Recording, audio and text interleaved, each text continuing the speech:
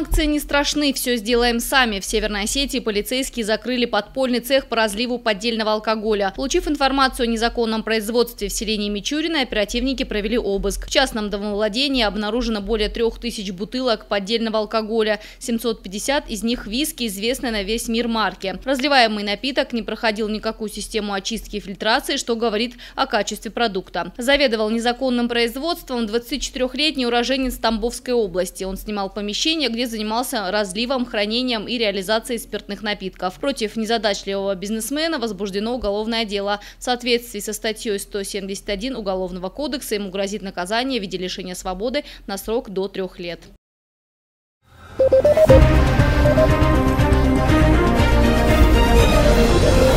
Thank you.